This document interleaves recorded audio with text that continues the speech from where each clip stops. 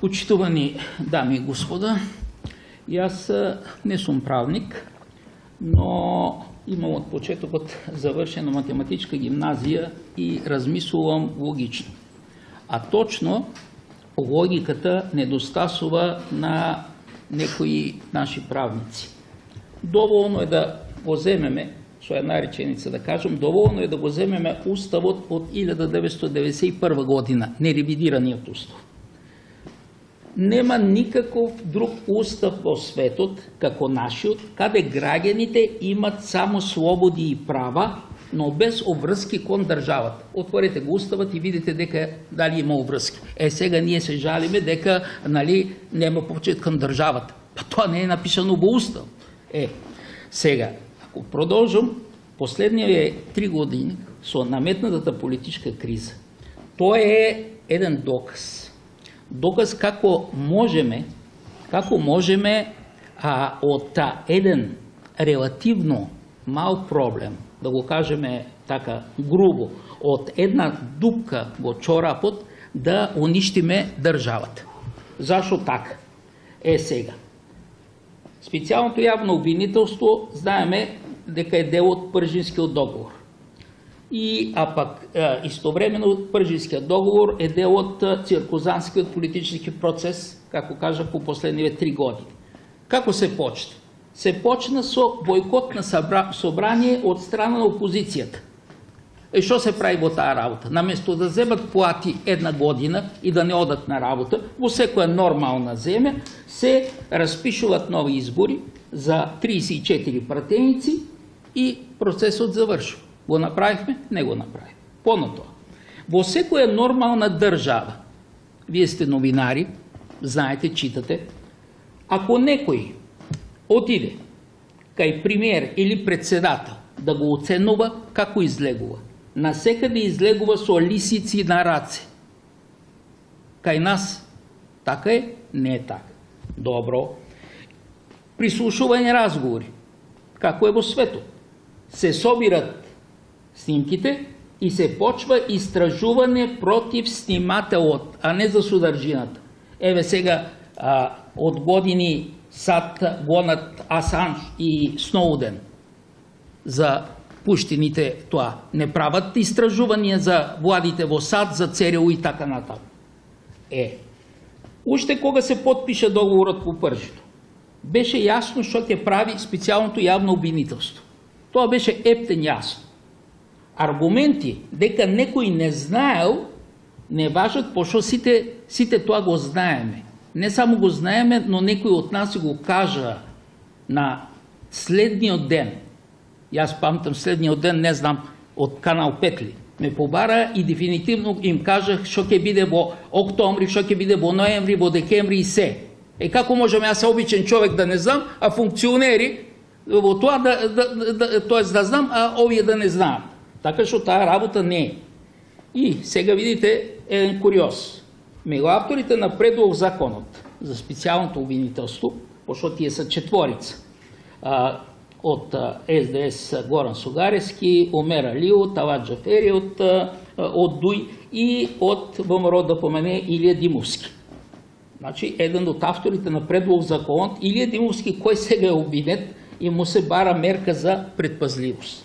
И сега тоа ми доаѓа на памет една споредба со Бугарија по Втората светска војна.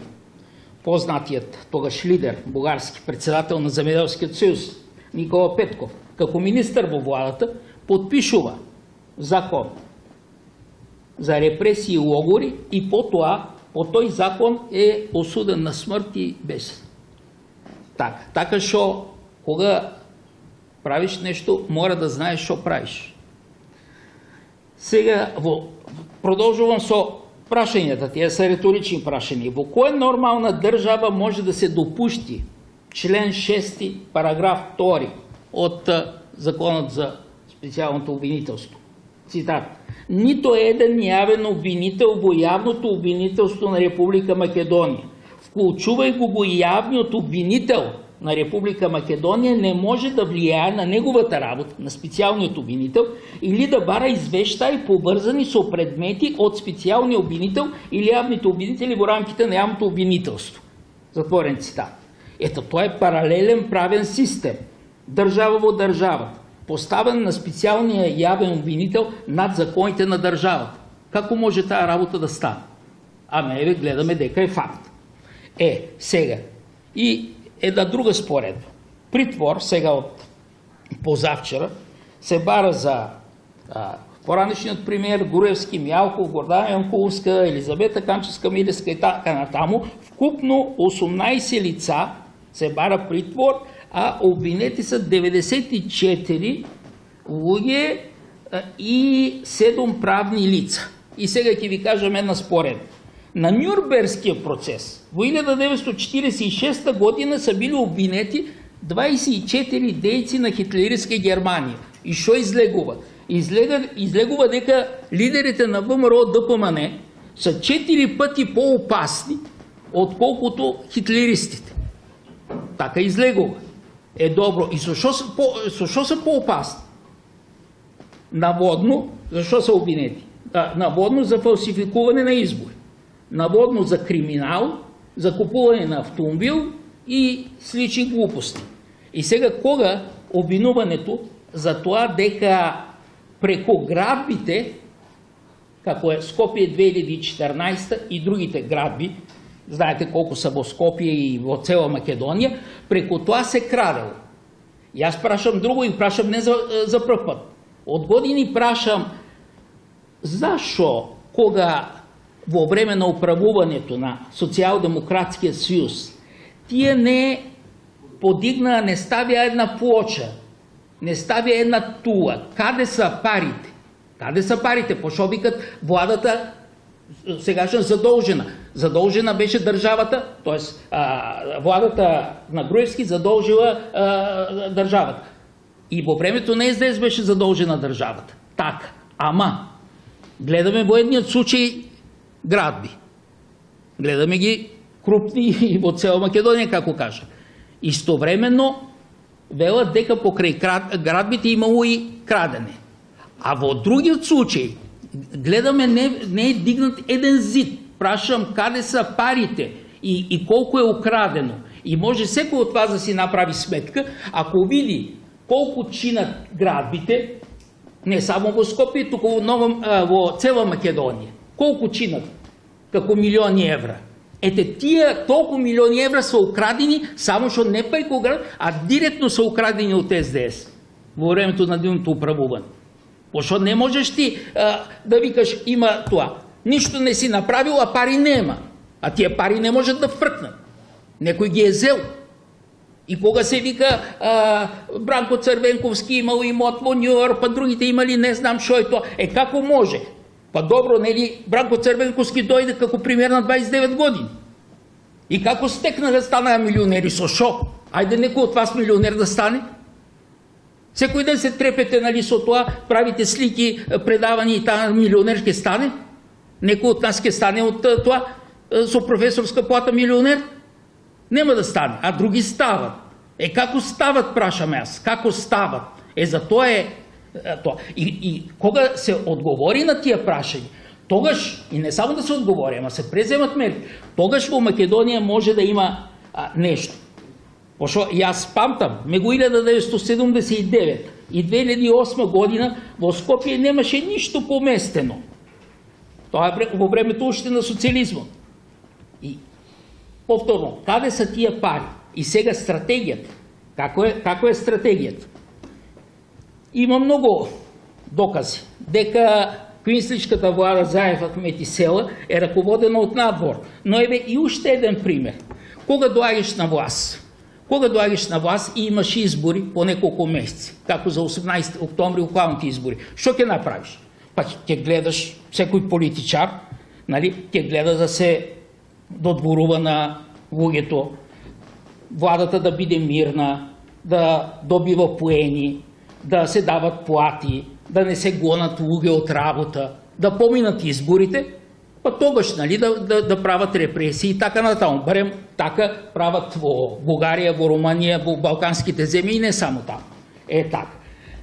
Ама, тука гледаме спротивното. Значи, прават нешто кое е на това, на щета на самите. Защо го правят? Това го правят, защото са контролирани от надбор. За това, що на светският фашизъм, ръководен от САД, му се бърза с унищожаване на Македония. Защо му се бърза? Бърза му с оглед на околностите на Балкано и в свето. И затова се бара менуване на името, идентитетът, влез в НАТО и влез в НАТО остваруване на голема Албания. И аз не знам защо луѓе, наводно паметни, се правят недоветни и викат, кога влезем в НАТО, ние ќе бидем зачувани. Кога, не да е Бог, ако се влезе в НАТО, то е остваруване на голема Албания. И по помирен начин. Затоа што веќе тоа е внатрешна работа на НАТО. Не е агресия. Значи можеш ти границите внатре, како беше войната Гърция-Турция судир от 1974. Некој дали се намеши от надбор? Тогаш имаше съветски блок, имаше капиталистически блок. Никой не се намеси, защото е внатрешна работа. И това е внатрешна работа. Това не можат да го сватат или не сакат, или ги е страх да го сватат. Сега. И кога се оствори голема Албания, се оствари, тогаш Македония ќе биде трансформирана. И това за това има планове. Има планове. Има планове и аз се чудам како ни еден политичар, айде тия отлево са забегани, нали, продадени, како ни еден политичар това нещо не го изнесе, а тия добро го знаят, отлично тия го знаят. Трансформиране на Македония во депо за обука на терористи и камп на имигранти како Косово. Това демантират дека немало да има това. А тамо веќе се спремени за почеток се спремени да се работи, да се создават кампове. Колко ќе лажат тие? Тоа не е, Македония не е голема колко Русия или колко Кина, та да не знаеш што има там. Сега. Другото. Ние знаеме дека Албания и Бугария во 2001 година дава логистичка подкрепа на косовските терористи во војната против Македония. Тоа е ясно. И сега тие са главни участници во докрајчуването на македонската држава. И гледайте сега, зашто на 29-ти се побара апсене и притвор за ръководството на ВМРО. Еве гледайте сега, 28 юни, средба на Бейли со Груевски. Тамо е имало плашење и други работи. 29 юни, прес на специалното обвинителство. Од денес доаѓа Нимец во врска со името и 4 дена ќе биде во Македонија. 4 дена. Тоа не е, никој не е бил толку време. Истовременно, знаеме на 4 јули САД слави празник. Нема ништо случајно во денешно време. Ништо не е случајно, се е поврзано. Поврзано исто така да влезе законот за јазици. Еве со предлог за името. Общо славене со Бугарија на Илинден. И тука, ако сме паметни, ама ние не сме паметни, ако сме паметни, пошто тия надборешните, затоа што бързат да ни уништат. И тука е моментот за реакција и за мобилизација на нормалните македонци. Ама не само преко зборове, нема да попуштиме со толеранцијата до тук. До тук. Јас не можам да сватам како политичар, за мене политичар е тоа. Кога вети нешто и кога удри на маса и е удрено, независно. Може тенковите на НАТО да са на 200 метра. Тој е удрил на маса и завршена приказна. Кај нас, очигледно, от еден век барем, ние немаме такви луѓе. Сега. И от тука и прашањето, последното прашање мое. Дали и ВМРО, да помене, ќе заврши неславно како во 1934 година? Тогаш, знаете како Ептен неславно заврши, или најпосле ќе направи нешто во национално безбедностен аспект. Тука не зборам за економија која беа направени, како кажах, нали, градби и други работи, вработувани и така нататък. За национално безбедностен аспект. И пошто многу пати јас сум слушал сум во тоа од двајца јавни обвинители, членове на Советот за јавни обвинители, кога гласа та специалната обвинителка, дека били добивали закани за убийство. Сега не сум това, не сум добил съгласност да им кажем именята. Двајца мажи. Добили за това. Едниот добил дека ќе го убият него, другиот добил дека со децата му ќе заминат. Ама, за това има една приказна на Димитър Миладинов от 1862 година, кога го водат по Цариградската темница и той вели: една шепа кръв е човечкиот живот, за толкова ли ќе се плашат? Изгледа нашите политичари се плашат.